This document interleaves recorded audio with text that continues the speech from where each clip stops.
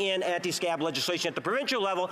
By the way, Mr. Speaker, the provincial jurisdiction impacts more workers than the federal legislation would. So I would hope that all provinces would do likewise and follow the national lead along with BC and Quebec and have anti-scab legislation. You gotta love it when he comes with It being very close to 11 o'clock, we are going to suspend debate on this point. And the Honourable, there'll be 4 minutes and 20 seconds left for questions and comments. Statements by members. Déclaration de député. L'honorable député de Kitchener Centre.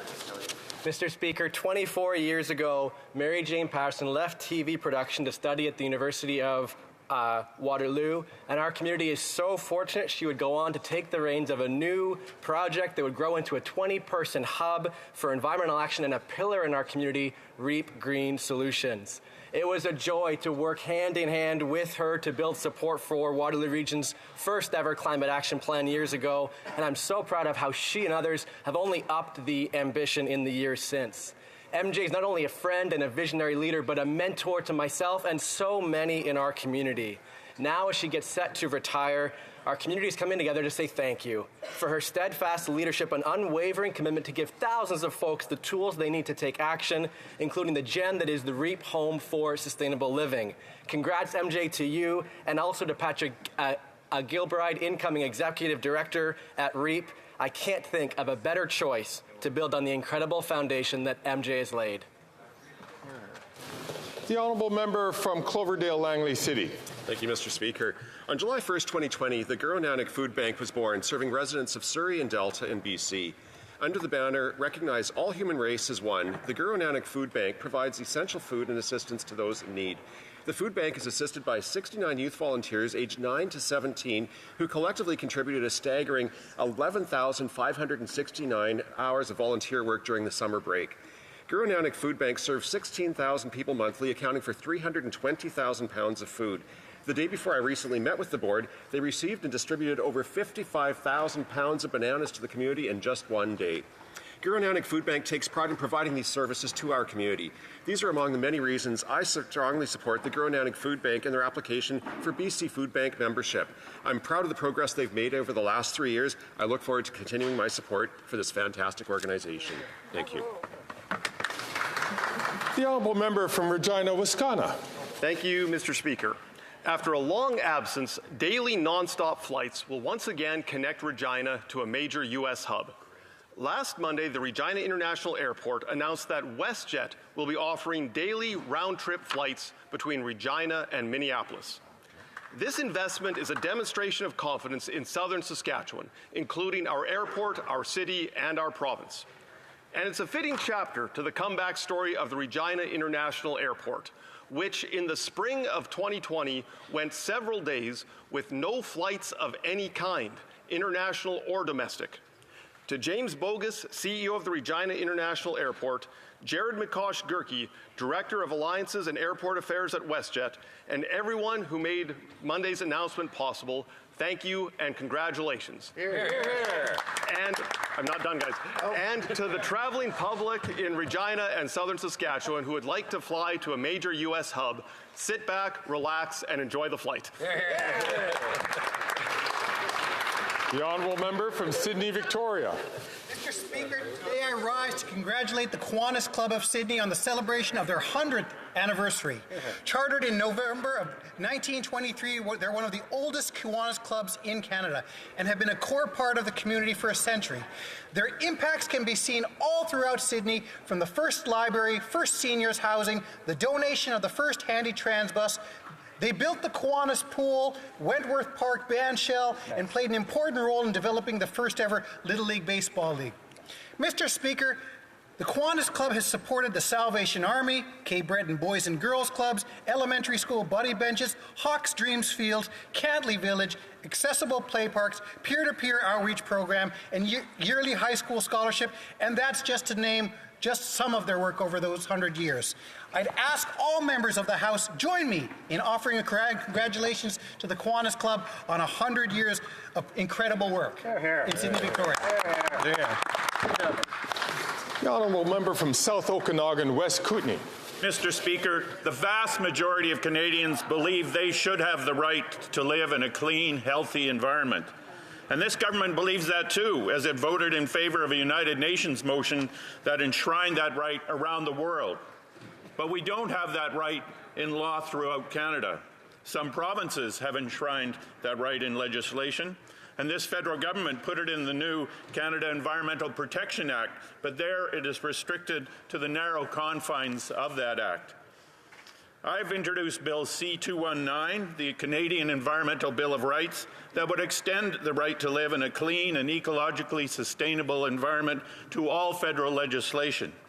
It improves on existing laws by providing accountability measures to make sure governments live up to their legal promises. And it's constitutional because it acts only through existing federal legislation. So I call on all members here to support all Canadians and enshrine the right to live in a clean environment by voting for Bill C-219. Here, here. The Honourable Member for Sherbrooke. Thank you, Mr. Speaker. It was with great pleasure that I visited Défi Polytech, an adapted and social economy enterprise in Sherbrooke. General Manager Steve Breton places his employees at the heart of his actions, offering them a training program, professional development opportunities, and a bright, safe environment adapted to their functional limitations. For decades, this company has specialized in industrial subcontracting and has positioned itself, among other things, as a key player in appliance recovery, promoting the concepts of the circular economy. Everything is recovered or reused. For example, their fan repair project, collected from the city's eco-centers, has enabled them to put 800 fans back on the market and recycle some of their materials. But what's most remarkable is the smiles on workers' faces. It confirms their well-being, their pride, and their attachment to this workplace where they can flourish with respect and develop their full potential. The Honourable Member from Edmonton West. Thank you, Mr. Speaker. I rise to recognize the wonderful service performed by the Christmas Bureau of Edmonton. The Christmas Bureau of Edmonton started as a wartime effort in 1940 when neighbours put food hampers together, often from their own near-bare cupboards, to support military families during the holidays. Over the past 80 years, the needs have changed, but the spirit remains the same: neighbours helping neighbours. The purpose of the Christmas Bureau is simple: to bring Christmas joy to those in need. Last year, they saw the full effects of the cost of living crisis as the need for Christmas Bureau hampers increased by 65%. But the Bureau rose to the occasion and served over 60,000 Edmontonians last year. I want to send a special thank you to Barb, Adam, and Oilers legend Kevin Lowe, and so many others for helping the Christmas Bureau serve those in need. Your service and dedication is truly commendable and certainly more proof why Edmonton is known as the City of Champions. Thank you.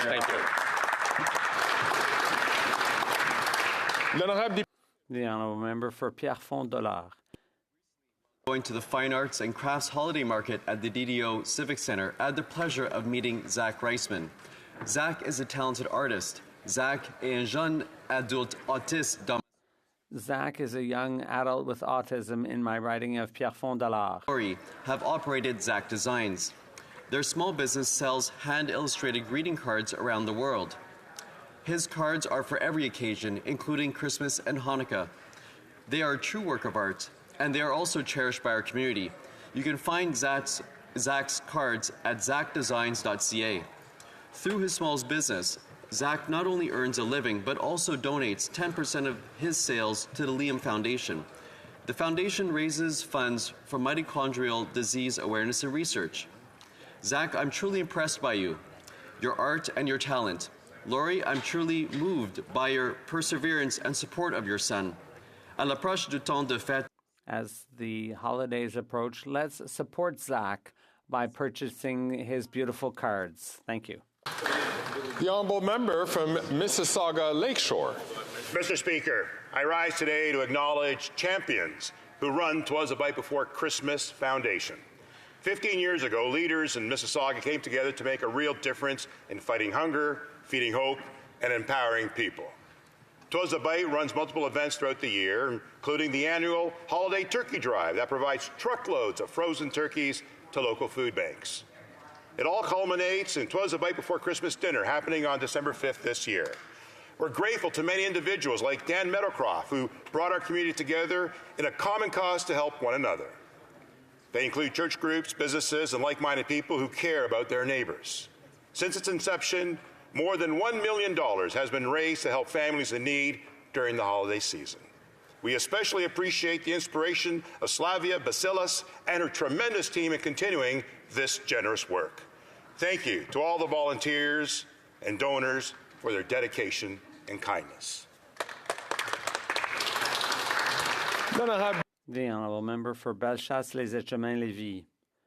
Thank you, Mr. Speaker. Tomorrow is the International Day for the Elimination of Violence Against Women. Women don't feel safe on our streets. We're always hypervigilant. In the last 8 years under this Prime Minister, the number of sexual assaults has risen by 71%. But there is help. I'd like to salute the Women's Centre in Bellechasse, which does outstanding work in my community. I'd also like to highlight the work of Conservative Senator Boisvenu, who is sponsoring a bill to allow electronic bracelets to be worn by violent spouses awaiting trial.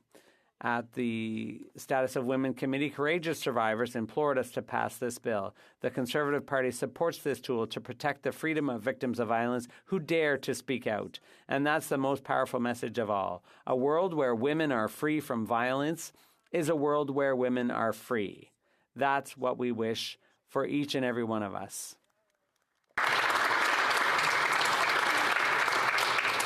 The Honourable Member from Hamilton Mountain.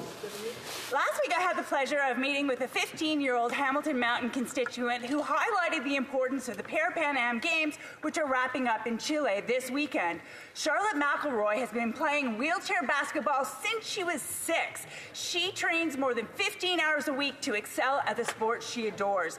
Last month she competed with authority at the Under-25 World Championships in Thailand, motivated and inspired by her teammates, who became like sisters during the tournament. Shortly after, she hit her first three-pointer. And let me tell you, this sport and these athletes are tough. Charlotte tells me wheelchair basketball is aggressive, high contact, and fast. She says it's so cool to see what people can do with a wheelchair. Charlotte learned by watching her idols, like Hamilton-born wheelchair basketball star Melanie Houghton. And I expect one day soon, we'll be cheering for Charlotte, living her dream and taking on the world as a Canadian Paralympian. Go, Charlotte, go!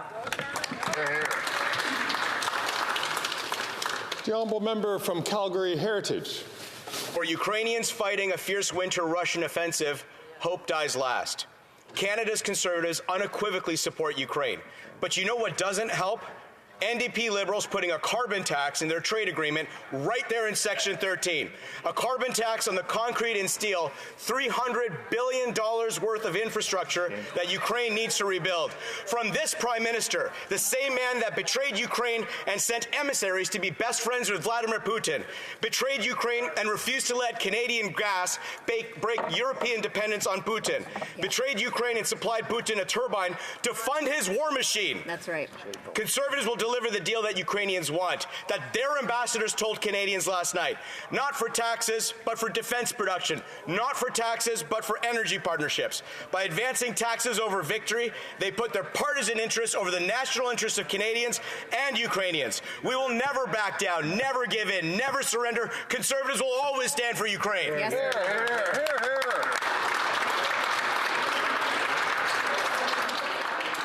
The Honourable Member from Portage-Lisgar. Prime Minister's mini budget, prices are up, rent is up, debt is up, and taxes are up. And the time for this Prime Minister is up. He's doubled down on his plan to quadruple the carbon tax on gas, groceries, and home heating. Conservatives are the only party working to actually lower taxes for Canadians. And this is exactly what Bill C-234 will help accomplish. It will create another carbon tax carve-out by removing the carbon tax from Canadian farmers. This bill will help lower prices in Canada because when you tax the farmer who grows the food and tax the trucker who ships the food, groceries cost more. And an added bonus for Canadians is that the Prime Minister's activist Environment Minister has promised to resign if the bill passes. Will the Prime Minister instruct his Liberal senators to put Canadians before his Environment Minister and pass Bill C-234 so we can leave $1 billion in the pockets of our hardworking farmers and Canadian families can afford to feed themselves? L'honorable député d'Argenteuil. The Honourable Member for Argenteuil, La Petite Nation. Mr. Speaker, affordability is a current issue, and investing in the middle class and housing is at the heart of our approach to this. Affordability is essential in all aspects of life, whether it's housing, education, healthcare. Affordability creates equitable opportunities. A society where goods and services are affordable promotes inclusion and reduces inequality. By ensuring everyone has access to decent living conditions, we build a stronger, more cohesive community. Affordability isn't just an economic issue. It's also one of social justice. Investing in policies that promote affordability helps build a future where everyone can prosper, regardless of their financial means. Thank you, Mr. Speaker. The honourable member from Nanaimo, Ladysmith. The Nanaimo Clippers Junior A hockey team in my riding of Nanaimo Ladysmith has been on fire. Not only are they playing hard and climbing up the leaderboard, but the talented team has been going above and beyond to engage with the community. Hear, hear. It was a great evening on November the 10th when I was able to not only join in the fun of watching the Clippers win yet another game, but also had the opportunity to do so along the crew of the HMCS Nanaimo, honoring all those dedicated to service, including veterans, military personnel, and first responders. The Nanaimo Clippers recently also welcomed 1,900 Nanaimo Ladysmith Public School students for the team's first ever school day game. For many of these students, it was their first time attending a hockey game, and the Clippers did not disappoint. From visiting schools to showing off their skills on the ice, Nanaimo is so fortunate to have this dedicated team representing our community. I hope you will join me today in cheering on this amazing team. Go Clippers!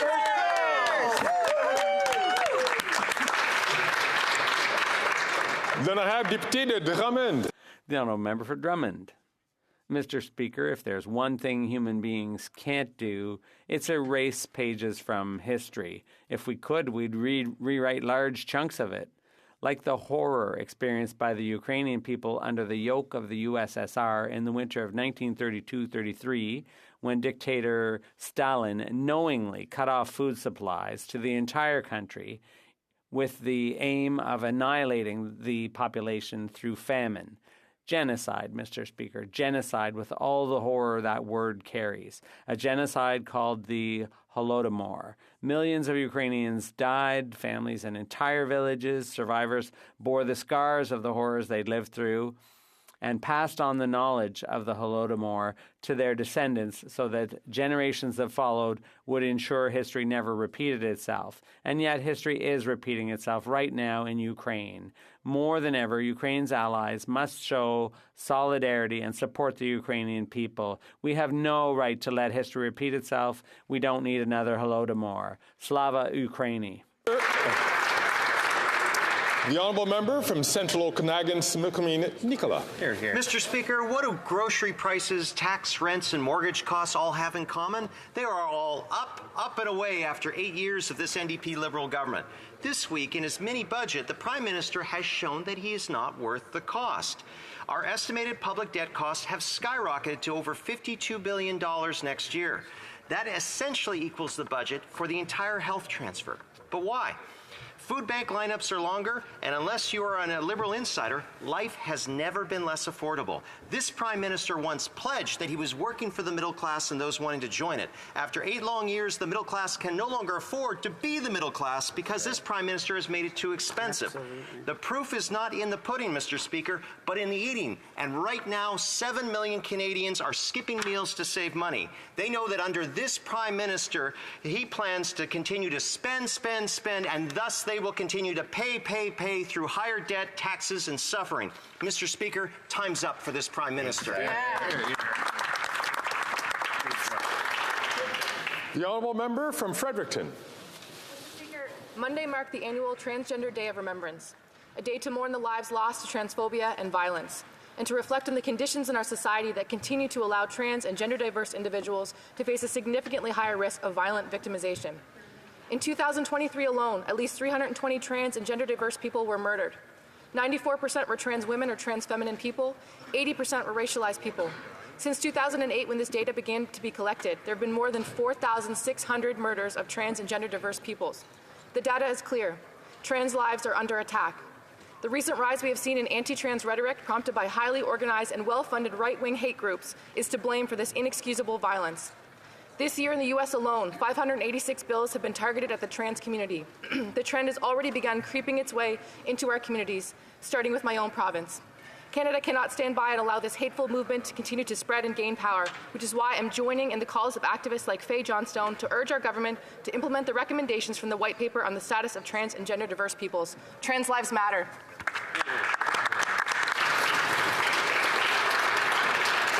Questions orales, oral questions. The honourable member from South Surrey, White Rock. Breaking news, Mr. Speaker. Rent spiked in October at the highest rate in 40 years. Rent's up, taxes up, prices up, interest rates up. This Prime Minister's reckless spending is causing pain. Scotiabank says mortgage rates would be 2 full percentage points lower if the government would just control its spending. Canadians are at risk of losing their homes when they renew their mortgages. 2% is the difference between making it and breaking them. Will the Prime Minister end his reckless spending so that Canadians can keep their homes? The Honourable Parliamentary Secretary. The honourable member, Mr. Speaker, wishes to talk about Canadians keeping their homes. Let's look at the Conservative record on housing. When the now opposition leader was the so-called Minister of Housing, $300 million were allocated towards housing. How many homes were built? Less than 100, Mr. Speaker. Wow. The record speaks for itself. Across the country, we've signed deals with many municipalities: Kelowna, London, Hamilton, Halifax, Calgary. The list continues. We're going to continue to work with municipalities, with partners across the way, to make sure that we get homes built. This is an obligation, and we are up to the task. Hear, hear. The honourable member from South Surrey, White Rock. Mr. Speaker, photo ops don't build homes. And when our leader was not the so-called minister, he was the minister, rent was lower, down payments were lower, housing was lower. It was a much more affordable place 8 years ago than it is today in Canada. Here at home, in a time when Canadians are struggling with the cost of everything, the Prime Minister wants to quadruple the carbon tax. He's just not worth the cost. Will he show some compassion and cancel the NDP Liberals' cruel plan to quadruple the carbon tax on the back of struggling Canadians? The Honourable Parliamentary Secretary.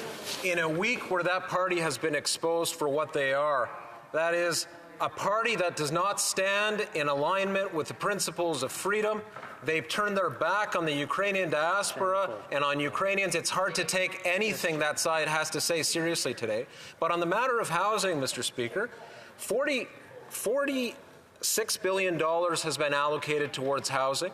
And the result is that 2 million Canadians have been housed, they've had homes built, they've had homes repaired, and homes subsidized, Mr. Speaker. We're going to continue this work. Hear, hear. The honourable member from South Surrey, White Rock. Mr. Speaker, this is the government that sent turbines to Putin so he can pump natural gas into Europe and fund his war machine. We should end dollars for dictators and turn them into paychecks for our people. The Prime Minister gave $15 billion to Stellantis in Windsor without protecting Canadian jobs. $15 billion being used to bring up to 1,600 foreign replacement workers. Let's see the contract. Let's see the details. Will the Prime Minister release the contract? Let Canadian workers see for themselves how many jobs are going to foreign replacement workers. The Honourable Parliamentary Secretary. Yes, Mr. Speaker, what's becoming clearer and clearer every day is that the Conservative leader of today is just not worth the risk. Quite frankly, the far right element of Canada is actually taken over the Conservative Party today. We saw that, Mr. Speaker, in the actions of all Conservative members voting against the Canada-Ukraine trade agreement. Completely amazing, Mr. Speaker. It shows a lack of leadership. The leader of the Conservative Party is moving it far to the right. Inexcusable, Mr. Speaker, and shame on every Conservative member for joining with... L'honorable député de Mégantic-L'Érable. The honourable member for Mégantic-L'Érable.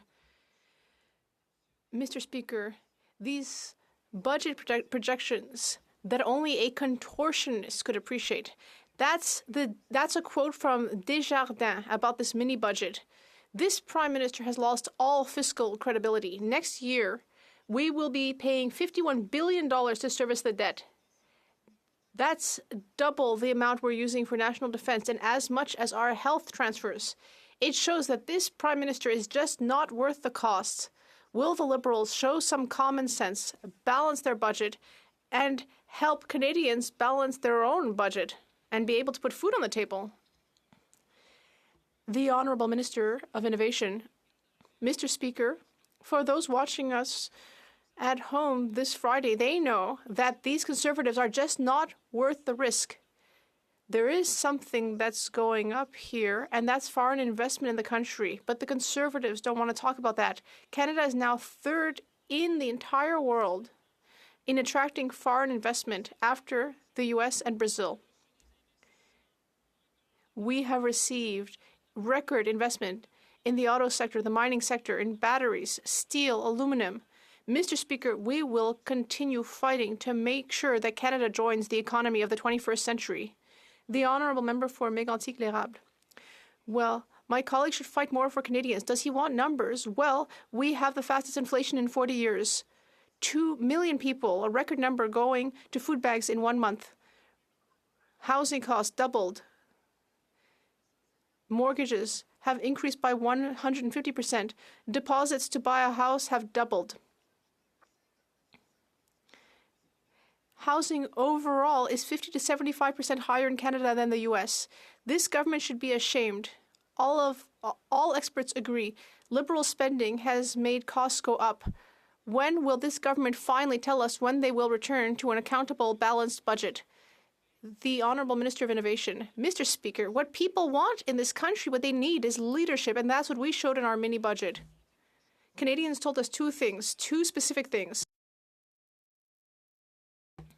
Help us with affordability and help us with housing. And that's exactly what we're doing with a mini budget, Mr. Speaker. And what's more, we have announced the biggest reform in 30 years of the Competition Act.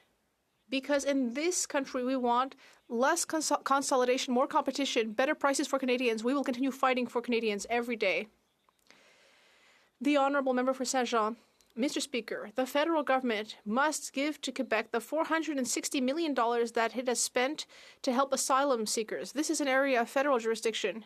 Quebec is doing much more than its fair share, and now the federal government must do its own work to help with the situation. And not only did the Minister of Immigration refuse, but he actually had the arrogance to claim that too much money had been given to Quebec. He even said that he might be sending the bill to Quebec. Instead of picking fights like this, why doesn't the minister go get his checkbook out so that we can actually help asylum seekers? The Honourable Minister of Immigration. Mr. Specker, what I said publicly yesterday is that we need to sit down with Quebec, with our respective finance ministers, so we put all our cards on the table. If we add up all of the excess sums that we included in the Canada-Quebec agreement, we'd see that actually Quebec would be the one receiving the bill. But that's something that I really hesitate to do in public. I'd much prefer to discuss it privately with my colleagues from Quebec, because we want to work together for immigrants and asylum seekers. The Honourable Member for Saint-Jean. Mr. Speaker, the minister spoke about excess monies. Has he ever even met an asylum seeker or an organization that supports them? Because on the ground, no one is going to say that there's too much money for asylum seekers. It's not a matter of too much money. These people don't even have the right to work because they're not getting permits from the federal government. You can't start talking about too much money when people are sleeping in tents during the winter. There's not too much money. There's too much petty politics on the backs of vulnerable people. When will the minister stop playing politics and give the money to Quebec? The Honourable Minister of Immigration. Well, petty politics, Mr. Speaker, is to presume that this is a one-way relationship. No, it takes two to tango. Very clearly, this is an area of shared jurisdiction, and that's what we're trying to do here. With the Canada-Quebec Agreement, Quebec has the responsibility and duty to welcome asylum seekers. We can work together. The Bloc Québécois and their friends in the National Assembly who seems to be sending them questions, they're taking a reductionistic approach. I'm asking them to sit down with us. We can all work together. The Honourable Member from New Westminster Burnaby. Mr. Speaker, a 30-year-old from Sherbrooke isn't able to find affordable housing, and so Alexandre will be spending his first winter in the streets. This is a new wave of homelessness, according to the Sherbrooke Renters Association. Between Liberal and Conservative governments, Canada has lost 1 million affordable housing units over the last 17 years. People need to have homes today, not in 2 years. When will the Liberals finally take action and build social housing? People need that now. Secretary. Merci, Monsieur le Président. Oui. Thank you, Mr. Speaker. Yes, it's true. There's a housing crisis in our country.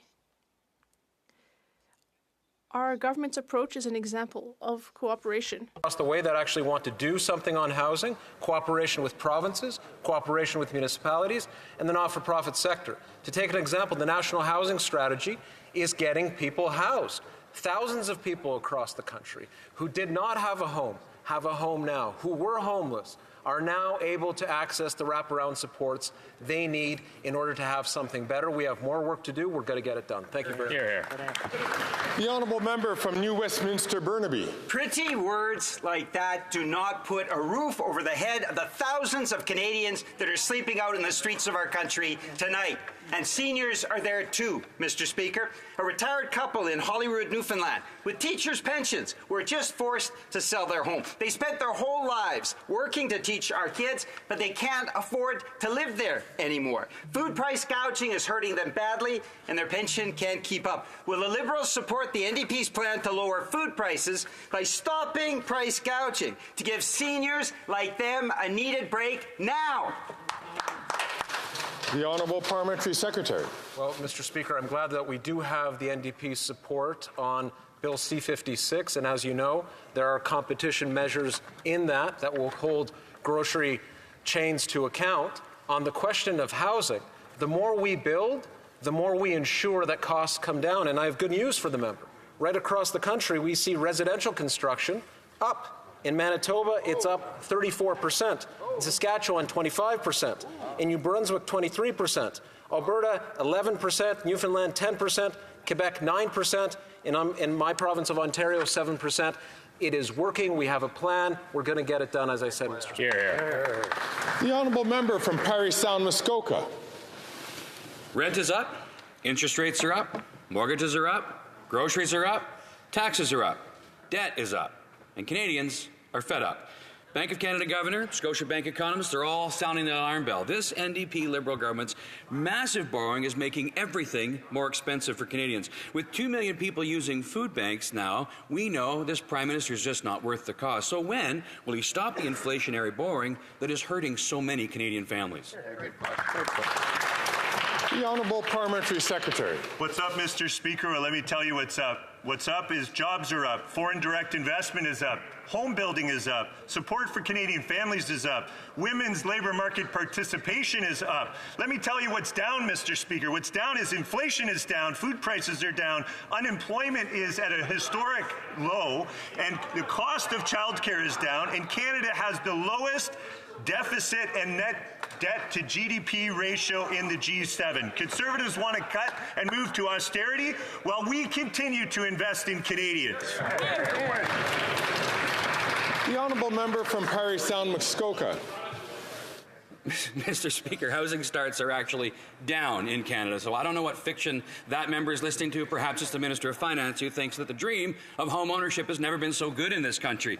This NDP Liberal government will spend more on interest on the debt next year than on health care. So my question is simple. When will the Prime Minister stop abusing the national credit card, cancel his $20 billion in extra inflationary spending and borrowing, balance the budget, bring down interest rates so that Canadians can afford to live in this country? The Honourable Parliamentary Secretary. Mr. Speaker, I recognize that Conservatives want to try and claim that we're fiscally irresponsible. What I say is irresponsible is downplaying our economy when we're faring better than any G7 country in the world.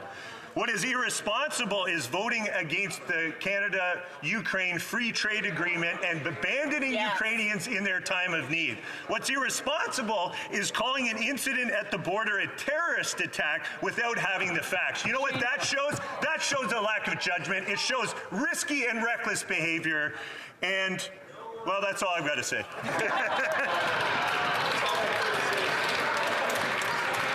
The Honourable Member. The Honourable Member from Saskatoon Grasswood.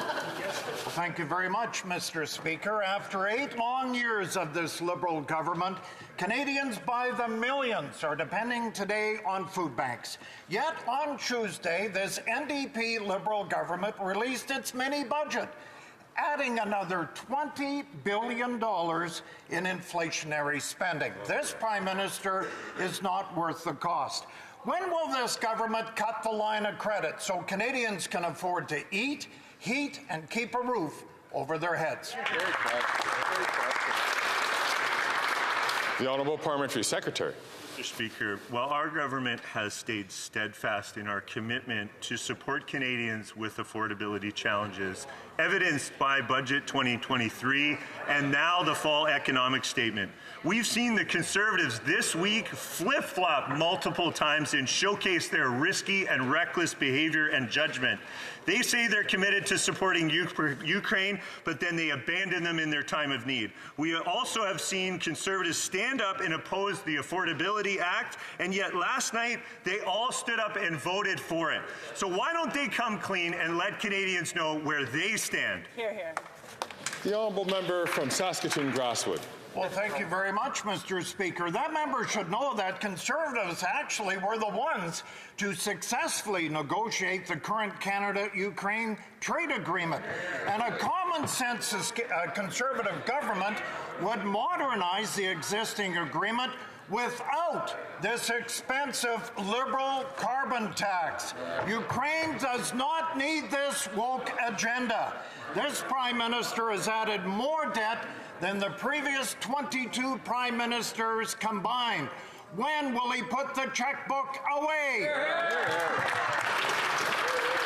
The Honourable Parliamentary Secretary. Yes, Mr. Speaker, we hear more and more that the leader of the Conservative Party is just not worth the risk.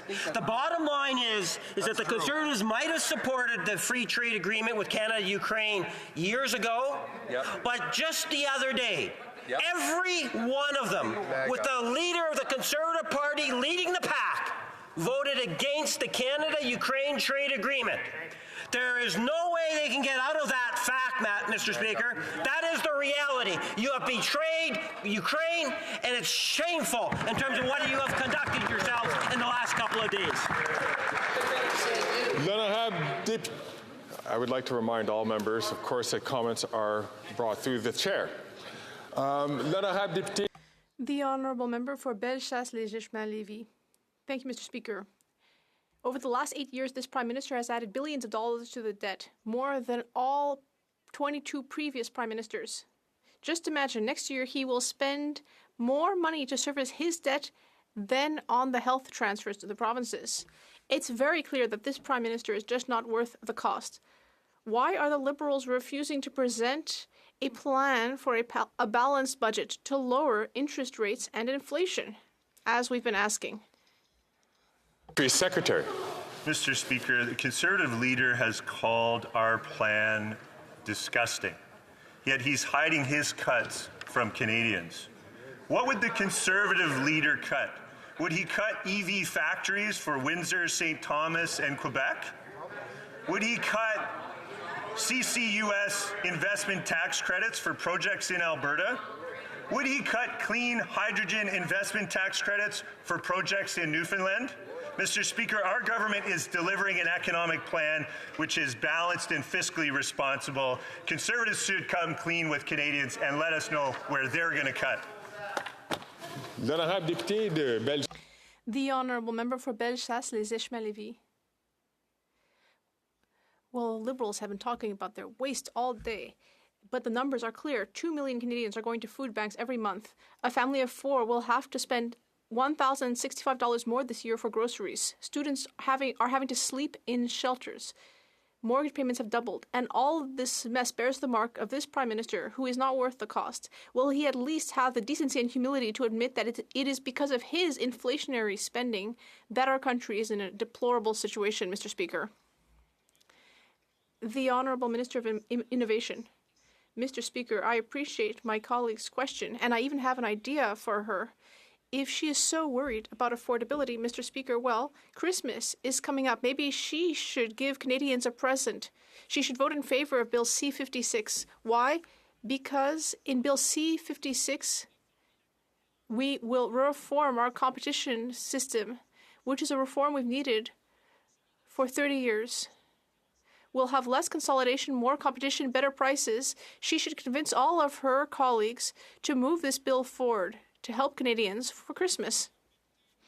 The Honourable Member for Drummond. Mr. Speaker, less than a month ago, Quebecor announced that 547 jobs would be eliminated. That's a third of its workers. But that doesn't seem to bother the Minister of Heritage at all. Nothing in the economic statement, not a single penny for our TV and radio. This crisis in the media is a democratic crisis. Our access to information is being threatened, especially in our rural regions. Our culture and our sense of belonging is also being threatened, but the minister is not doing anything. Why? The Honourable Minister of Canadian Heritage. Mr. Speaker, I agree with my colleague on the fact that the media is in a crisis. That is why we've been there from the beginning. We've created new programs to support our information media. We modernized the Broadcasting Act. I'm sorry. I will just ask the minister to start over. Can I ask members on both sides to stop having discussions between themselves? It makes it hard to hear the answer. It's hard for me to hear, and I can't imagine that the member for Drummond, who's at the back of the room, will be able to hear it. Please go ahead. Thank you, Mr. Speaker. As I was saying, our government has been there since it came to power in 2015 to help the cultural sector, to help it face the crises and disruption brought by foreign platforms into our market. That's why we modernized the Broadcasting Act, and the CRTC is currently consulting with broadcasters, platforms, and people in the cultural industry to see how we can better support our TV and radio and help them face our current reality. This modernization will bear fruit over the next weeks and months. I will continue to work closely with my colleague on these matters. Thank you. The Honourable Member for Drummond. Mr. Speaker, the work has been going on for a long time. We need to see some results. We've seen a lot of reactions from the cultural sector, and these are people who are horrified to see that there's nothing for them in the economic statement. Even the Fédération Nationale des Communications, an organization the minister knows well, has said that electronic media has been completely forgotten in the economic update. The Bloc Québécois is asking for an emergency fund of $50 million to give the media a break while waiting for the minister to finish negotiating with the web giants. $50 million is nothing for the federal government, but it's a lot for our media. Ottawa is refusing to do this not for financial but political reasons. Why is the minister abandoning our information media, especially our electronic media? The Honourable Minister of Canadian Heritage. Thank you, Mr. Speaker. And of course, we looked at the Bloc Québécois idea. We have spoken with various stakeholders in the cultural sector. But unfortunately, this $50 million fund would not fix the problem. What will be a long-term solution would be modernizing our legislation, as we've done, and improving the payroll tax credit program, which we amended in the fall economic statement, to continue helping our newsrooms. We will keep looking at all possible solutions, but what people know in the cultural sector is that the Conservatives wouldn't have done anything, and that our government has been doing things since it came to power in 2015. The Honourable Member from Yellowhead. Mr. Speaker, the NDP Liberal Coalition's economic update is out. Prices are up, rent is up, debt is up, taxes are up, and time is up for this costly coalition. Billions more in tax dollars will be spent and Canadians will still be struggling. This Prime Minister is just not worth the cost. Mr. Speaker, will this government adopt our common sense plan to balance the budget, or will they step aside and let a Conservative government clean up their mess? The Honourable Parliamentary Secretary. Mr. Speaker, it's been actually kind of humorous to watch this week as Conservatives twist and flail like pretzels, turning themselves into things and trying to make people believe they are there for workers. Let's review what they've been doing, Mr. Speaker. Currently, they're filibustering the Sustainable Jobs Act at Natural Resources, a bill that gives workers a seat at the table in the clean economy, which represents 400,000 jobs before 2030. They're opposing landmark legislation that our government tabled to ban replacement workers, which is good for workers and enables them at the bargaining table. And not only do Conservatives have no credibility when it comes to standing up for workers and jobs, Mr. Speaker, but they have no vision for the future of our economy. Afraid the member has fallen out of time. The honourable member from Yellowhead. I think the only people that are believing these talking points are still the Liberals already. Mr. Speaker, senators appointed by this Prime Minister shut down debate on a common sense bill to axe the carbon tax for farmers. This NDP Liberal coalition is blocking important tax carve-outs on grain drying and barn heating. Their actions, driven by failed policies, directly harm Canadian producers and increase food costs. Mr. Speaker, will this government finally support hard-working farmers over their own political agenda and give back a tax break for this costly government tax break?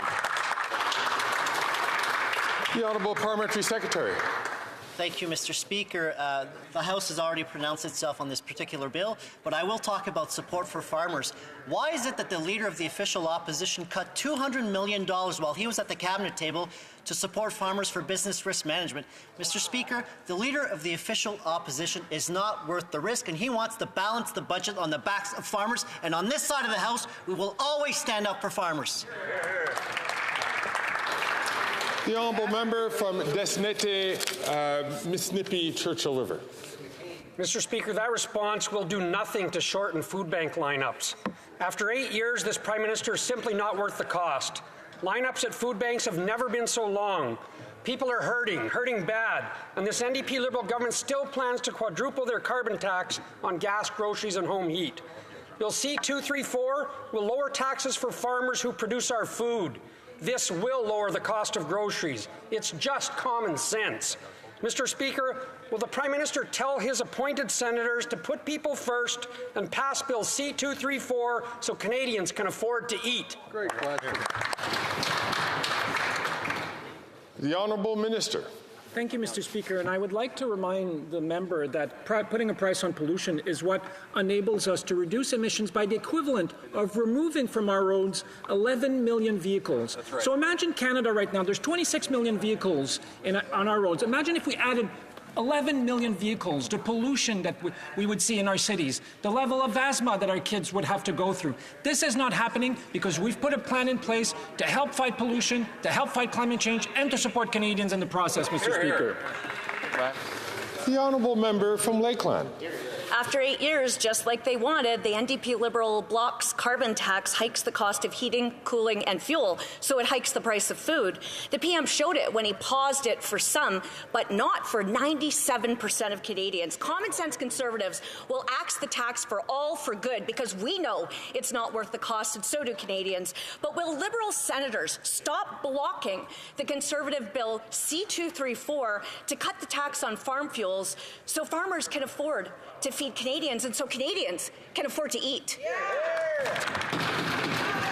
The Honourable Minister for the Environment. Thank you, Mr. Speaker. And I think facts matter in this conversation. According to the Bank of Canada, the Governor of Bank of Canada, putting a price on pollution has contributed to inflation for 0.15%, Mr. Speaker. Not 15% like what the Conservatives are saying, 0.15%. And economists agree across the country that our pollution pricing system puts more money back into the 8 out of 10 households in Canada than it does. So if we take that away, we will take money away from Canadians, which is no surprise coming from the Conservative Party. They're simply not there for Canadians, and they're not worth the risk. Totally. The honourable member from Edmonton Strathcona. Mr. Speaker, it's being reported that Russia is getting made-in-Canada landmine detonators through Kyrgyzstan. This would mean that Russia is using Canadian-made detonators in Ukraine. Mr. Speaker, this is outrageous. Canada used to be a leader in demining efforts, and we should be doing everything we can to help Ukraine demine. Instead, because of weak arms and sanction enforcement, Canada may actually be inadvertently arming Russia. Can the minister confirm these reports and explain why Canada is even exporting landmine detonators at all? The Honourable Parliamentary Secretary. Thank you, Mr. Speaker, and I thank the honourable member for her question. We will look into what she has brought to our attention and report back. Thank you. The honourable member from Nanaimo Ladysmith. Mr. Speaker, people in Nanaimo Ladysmith are struggling to find an affordable place to call home. All the while, the Liberals delay needed help. They've even put off housing funding in the fall economic statement until 2025. But it's not shocking, since the Liberals and Conservatives have spent years putting people on the back burner so their rich friends can get richer off of housing. People need homes now, not in 2 years. So will the Liberals immediately release the promised funding to finally build affordable homes? The Honourable Parliamentary Secretary. As a result of measures introduced by this government, Mr. Speaker, 2 million people are now living in homes. Wow. Homes that have either been built, repaired, or subsidized through programs introduced, and that work continues. In fact, we saw this week, through the fall economic statement, that there are a variety of other supports being introduced. Low-interest loans for builders, taking a very close look at the work that municipalities, are doing on short-term rentals, freeing up short-term rentals to make them into long-term homes for individuals and families. We have more work to do. We're going to do it in collaboration with parties that actually want to help. Here. L'honorable député de Lac-Saint-Louis. The Canadians are struggling with the cost of housing. Unlike the Conservative leader's plan, we're making the investments necessary to get Canada building again. And guess what, Mr. Speaker? It's working. Statistics Canada has reported that investment in multi-unit home construction is up over 8%, with all provinces reporting increases. But we're not stopping there. The fall economic statement is bringing more solutions to make sure we're building homes and building them faster.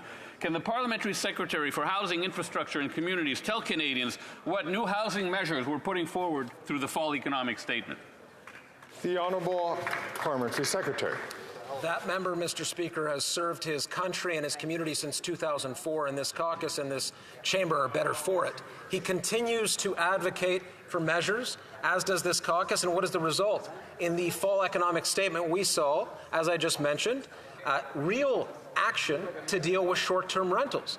The result will be up to 30,000 short-term rentals turned into long-term homes for Canadians. Wow. We'll work with municipalities on that.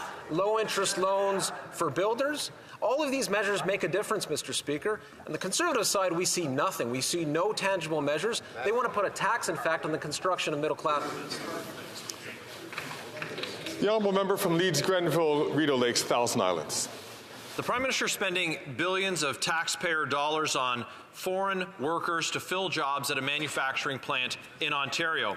He's not worth the cost, and his NDP Liberal government can't keep their story straight. The minister from Edmonton says it's just going to be one. This minister here said it's going to be a few. The hiring firm says it's going to be 900. The Windsor Police say it's 1,600 workers from overseas to fill this plant in southern Ontario. Will they release the contract so Canadians can find out how many workers from overseas $15 billion buys? The Honourable Minister for Innovation. Speaker, instead of talking the Canadian economy down, they should celebrate that someone is investing $3.4 billion of their money, Mr. Speaker, to build a plant in Windsor. But let me say what an expert says about the Conservative, Mr. Speaker. Here's what Brennan Sweeney of the Trillium Network for Advanced Manufacturing had to say about them. I think those making this noise are hypocritical. What they're saying is erroneous and factually incorrect. They don't have the faintest knowledge of the industry, Mr. Speaker. That's what experts are saying about the Conservative. We're going to continue to fight for Canadian workers.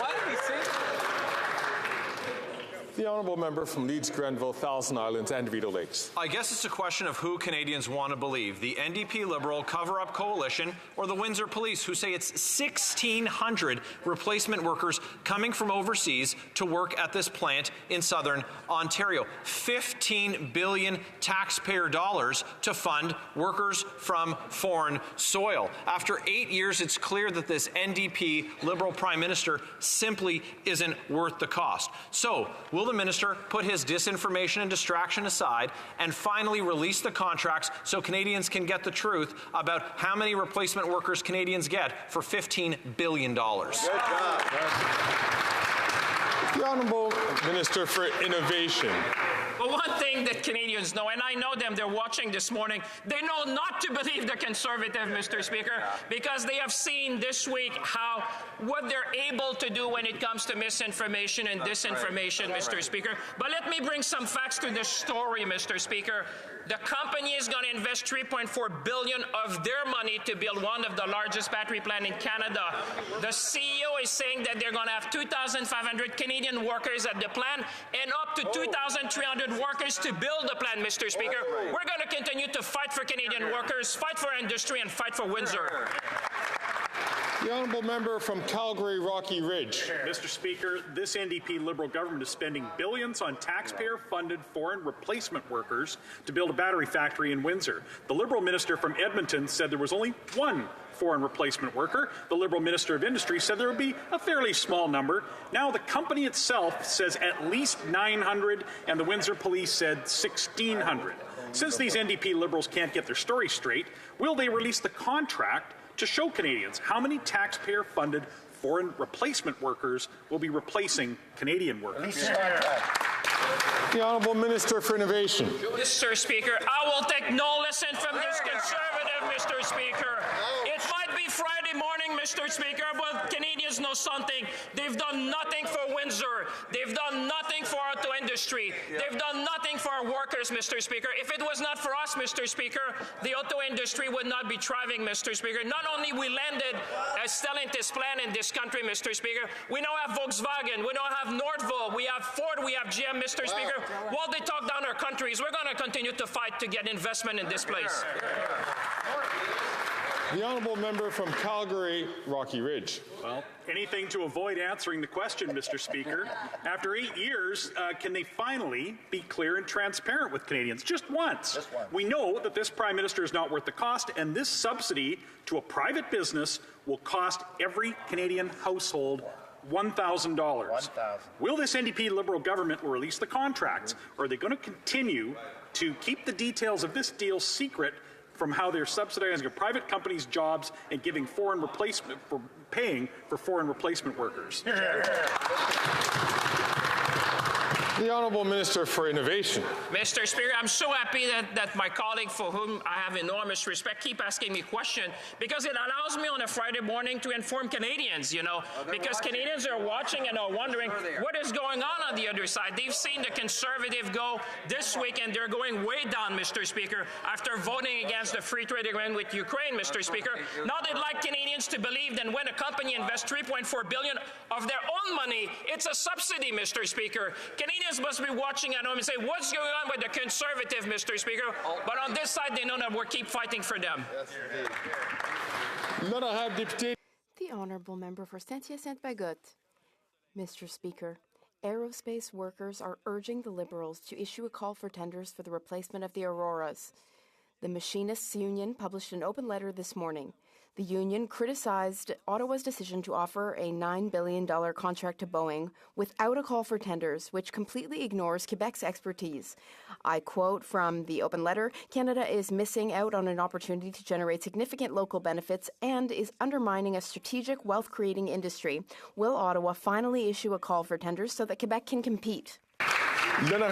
The Honourable Parliamentary Secretary. Merci beaucoup, Monsieur le... Thank you very much, Mr. Speaker. Mr. Speaker, I agree with the member.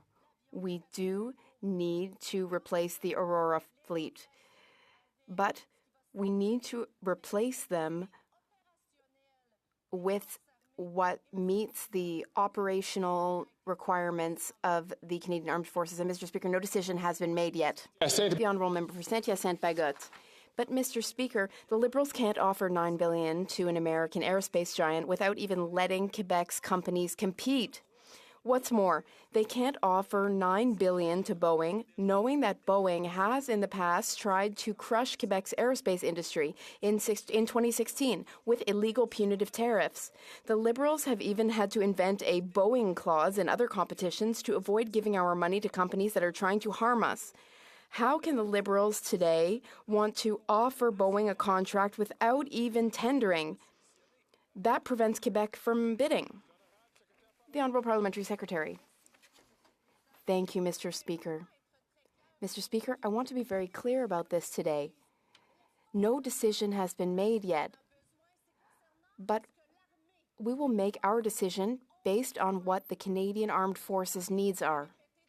And I will repeat again in this place that no decision has been made yet. We will continue to work with stakeholders and collaborate. But, Mr. Speaker, our priority is meeting the Canadian Armed Forces needs in order to help us ensure the security and defense of our country. Mr. Speaker, this week the NDP Liberal government blocked a Conservative motion to have a whistleblower testify at the Ethics Committee about the billion-dollar green slush fund scandal. After 8 years under this Prime Minister, there's been scandal after scandal. It's easy to see that this Prime Minister is not worth the cost. Facing an Auditor General investigation and an Ethics Commissioner investigation, the CEO and Liberal hand-picked board chair resigned in disgrace. Now they're blocking a whistleblower from testifying. What are they trying to hide?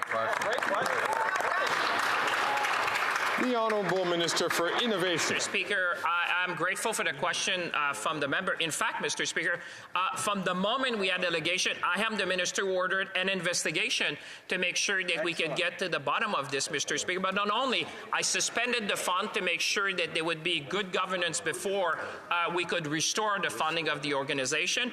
The CEO of the organization has resigned. I have accepted the resignation of the chair of the board. And, Mr. Speaker, we have appointed an independent law firm so that whistleblower can go to them, tell their story, so to make sure that we go to the bottom of this, restore governance, and restore funding to Canadian companies. The Honourable Member from Sarnia-Lambton. Well, Mr. Speaker, that's not the way it happened. Okay, it was the Conservatives that called for the investigation at committee. It was the Conservatives that got the Auditor General and the Ethics Commissioner to start an investigation. Now we want a whistleblower to come to committee and talk about who got rich, and they are being silenced by these NDP Liberal governments. So what are they hiding? The Honourable Minister for Innovation. Mr. Speaker, give me a break. I know it's Friday morning, and here the members on Friday are going a bit like, you know, it's the time of joy, the weekend is coming. But for God's sake, to pretend that the Conservative would have done anything? Really? Canadians are watching. One thing they know, Mr. Speaker, once I receive allegation, I demanded the investigation. To pretend that the Conservative, which were sleeping on the switch, Mr. Speaker, would have done anything, Canadians know better. We'll get to the bottom of this, we'll restore governance, and we'll make sure we can fund Canadian companies. The Honourable Member from Edmonton Manning. Sleeping at the switch. The Auditor General and the Ethics Commissioner are investigating the Liberals' hand-picked CEO and chair of the billion-dollar Green Slush Fund. Right. This is a new scandal, a big scandal, and the NDP Liberal cover-up coalition is trying to hide the truth from Canadian again by blocking the testimony of a whistleblower at the Ethics Committee. What is the NDP Liberal cover-up coalition is trying to hide? Great question. The Honourable Minister for Mr. Innovation. Speaker, I'm so happy to be here this Friday to answer these questions. Mr. Speaker, it seems that the Conservatives forget facts when it suits their story, Mr. Speaker. Maybe some on their bench would remember that it was a Conservative government which had already appointed the chair of the organization in a previous role, Mr. Speaker. But what matters, Mr. Speaker, is that one thing we said to Canadians, we're going to go to the bottom of this. We're going to investigate the allegation. We're going to restore governance, Mr. Speaker, and then we're going to be able to fund Canadian companies. And I think that the Conservative, Mr. Speaker, should stop making story and stick to the facts. The Honourable Member for Pontiac.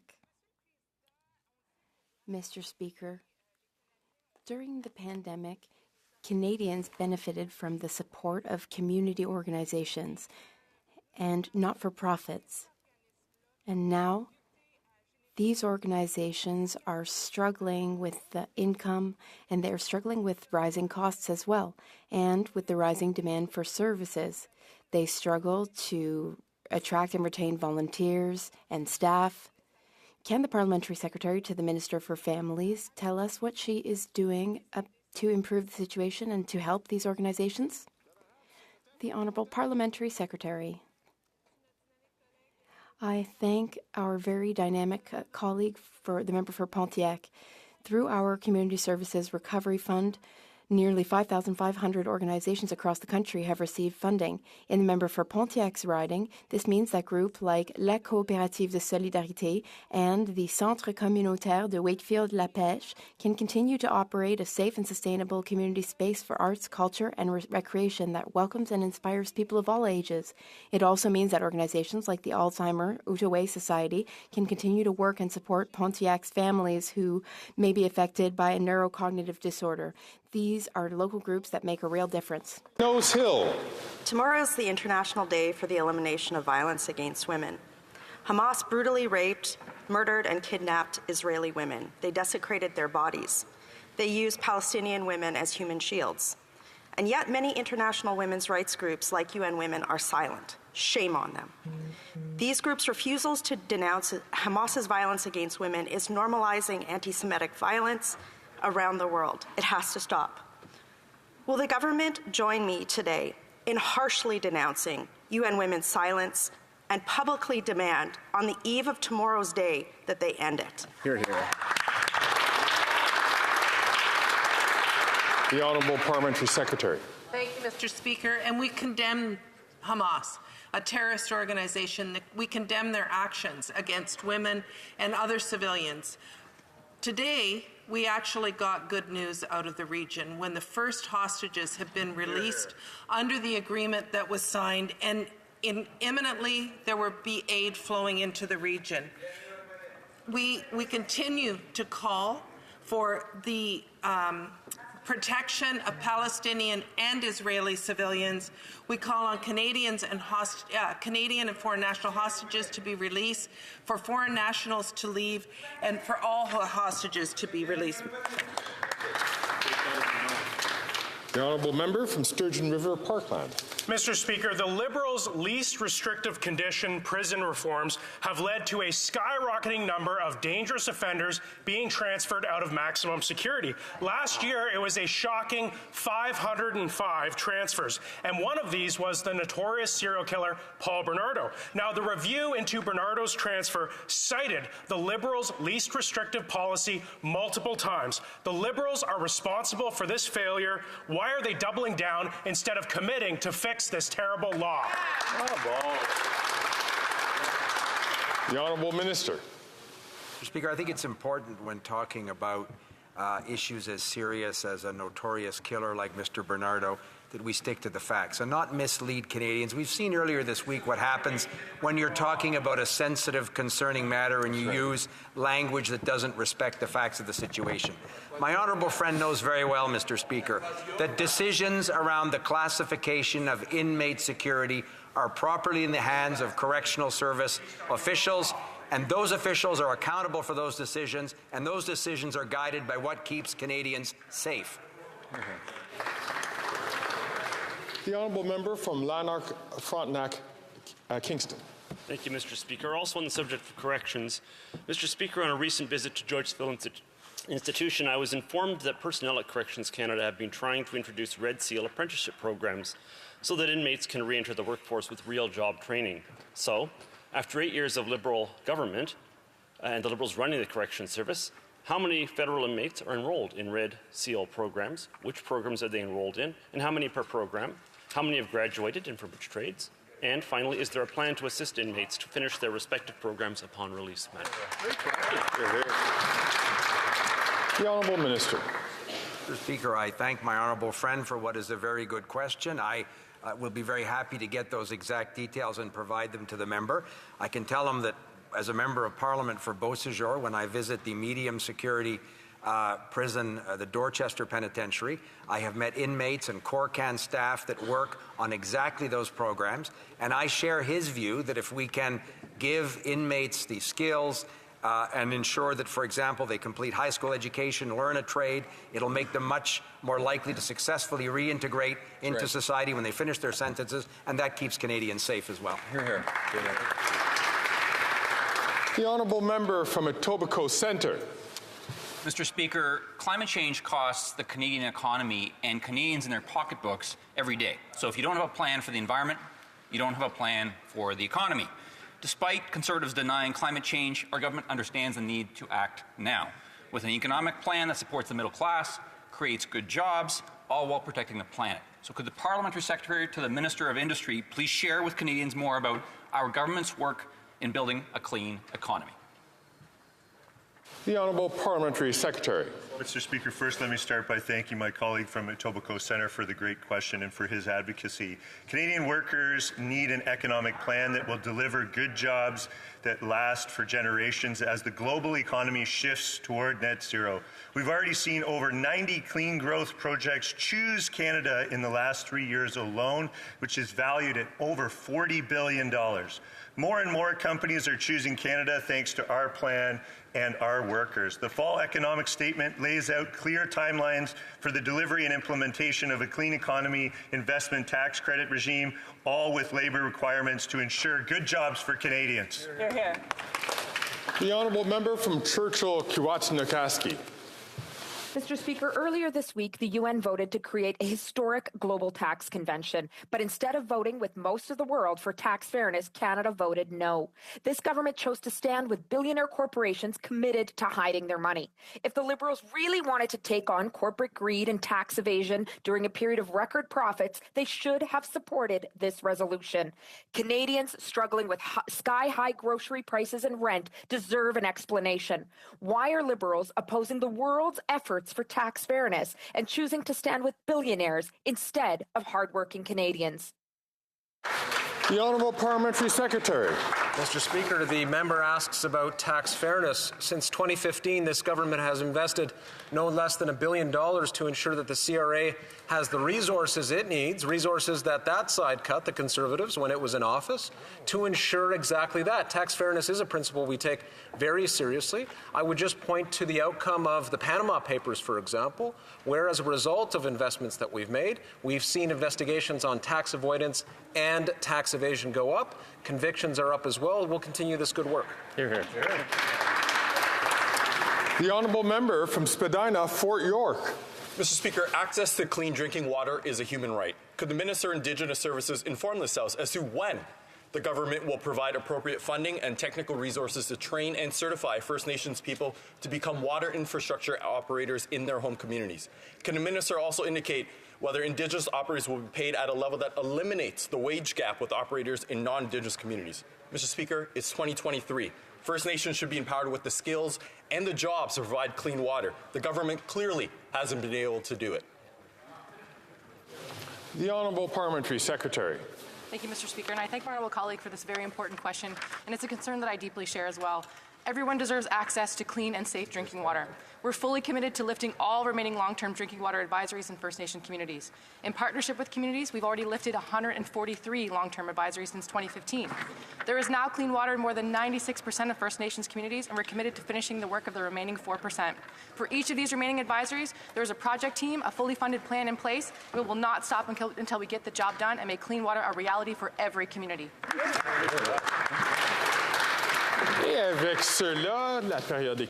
That brings question period to an end.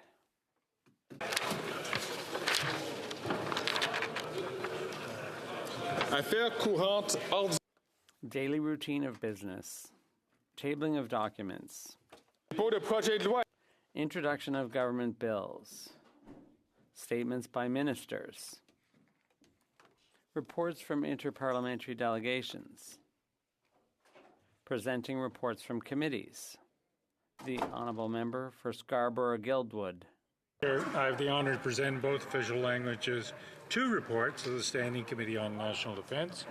The 6th report entitled Canadian Armed Forces Healthcare and Transition Services, and the 2nd Public Procurement of the CP 140 Aurora Replacement. Pursuant to Standing Order 109, the committee requests that the government table a comprehensive response to each of these 2 reports. Thank you, Mr. Speaker. Dépôt de projet de loi émanant des Introduction of private members' bills.